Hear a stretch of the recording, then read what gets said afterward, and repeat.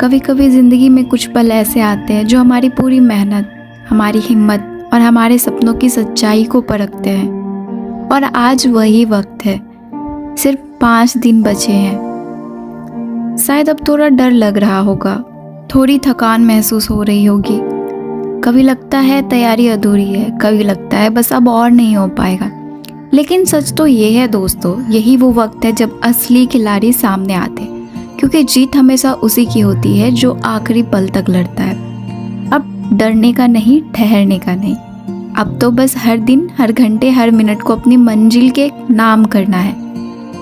कुछ महीनों, कुछ दिनों की मेहनत जो है अब इन दिनों चमकने वाली है। याद रखना, सपना बड़ा है, रास्ता मुश्किल है, लेकिन उससे भी ज़्यादा बड़ा है हौसला। हाँ, थोड़ा डर लगना सामान्य है, थोड़ा थकान महसूस होना भी ठीक है, लेकिन ये वही संकेत है कि तुम सही रास्ते पर हो। क्योंकि जो मेहनत करता है वही आखिरी दिनों में बेचैन भी रहता है, जीत के चाहत में। अब बस खुद को एक बात कहो, अब मैं नहीं रुकूंगी।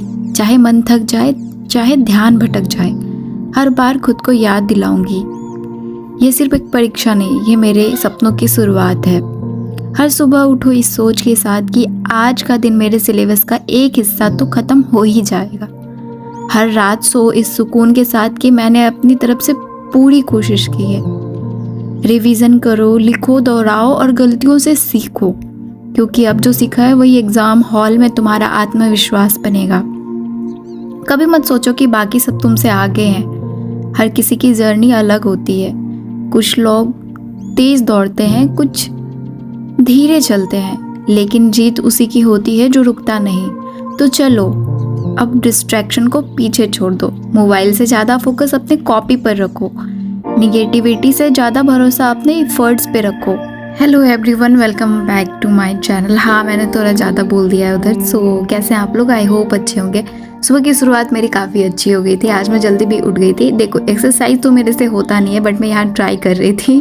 बट कोई नहीं, थोड़ा एंजॉयमेंट भी लाइफ में ज़रूरी है। क्योंकि अभी इतना स्ट्रेस हो रखा है, मैं बता नहीं सकती हूँ। जो मेरे मॉक टेस्ट में इतने अच्छे मार्क्स आ रहे थे, बट एग्ज़ाम का ये एडमिट कार्ड आने के बाद से मेरे मॉक टेस्ट का नंबर घट गया है। आप सोच सकते हो कि मैं किस लेवल के स्ट्रेस में हूँ या एनजाइटी हो रही है। मुझे नहीं पता ये क्या हो रहा है, मेरे साथ ऐसा क्यों हो रहा है, मुझे नहीं समझ में आ रहा है। बट मैं कोशिश कर रही हूँ, जिन टॉपिक से मेरे गलती हो रहे हैं मैंने लिखा है और मैं उस पर काम करूँगी। क्योंकि अभी मेरे पास टाइम है, चार दिन का।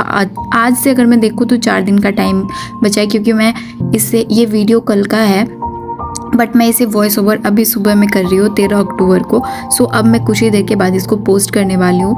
अब मैं फटाफट से आप लोगों को टॉपिक बता देती हूँ कि मैंने आज कौन कौन से टॉपिक को कवर किया है। तो मैंने छंद को स्टार्ट किया था, जिसको मैंने आगे बढ़ाया, जिसमें मैंने उसके भेद में मात्रिक छंद, वर्णिक छंद और मुक्तक छंद, इन सबको पढ़ा। तो मात्रिक छंद के जो भेद होते हैं वो 3 होते हैं, सममात्रिक छंद, अर्ध सममात्रिक छंद और विषम या संयुक्त मात्रिक छंद। इन सभी को मैंने डिटेल में पढ़ा। उसके बाद सममात्रिक छंद के भी भेद होते हैं, जैसे चौपाई, चौपई, रोला, गीतिका, हरि गीतिका, वीराला, अहीर, तोमर, मानल, अरील, पद, टीका, ये सब और भी ज़्यादा हैं। जो जिसमें इम्पॉर्टेंट है वो शुरू वाले मैंने जो 4-5 बोले थे वो इम्पॉर्टेंट है उसमें। इन सबको कंप्लीट करने के बाद मैं अर्ध सममात्रिक पे आती हूँ, इसमें भी मैंने इसके सब टाइटल को देखा, जैसे सौरठा, दोहा, बरबय, उल्लाला, ये सब इम्पॉर्टेंट। इसके बाद हम विषम मात्रिक छंद पे आते हैं, जिसमें कुंडलिया, कुदोरो इसका ट्रिक है कुंडलिया का, जो कि कुंडलिया जो है 2 छंद से मिलके बना होता है, दोहा प्लस रोला से। तो इसलिए कुदोरो इसका जो है ट्रिक है। इसके साथ साथ एक और है छप्पय, जिसको छरऊ कहते हैं ट्रिक में। जैसे छप्पय जो होता है वो रोला और उल्लाला दोनों से मिलके बना होता है। फिर मैंने कुंडलिया और छप्पय दोनों को डिटेल में पढ़ा। इसके बाद मैं वर्णिक छंद पे आती हूँ, जिसमें वर्णिक छंद के 2 प्रकार होते हैं, साधारण वर्णिक छंद, दंडक वर्णिक छंद। इन सबको मैंने डिटेल में पढ़ा। उसके बाद मुक्तक छंद, फिर उसके बाद मैं अलंकार का टॉपिक स्टार्ट करती हूँ।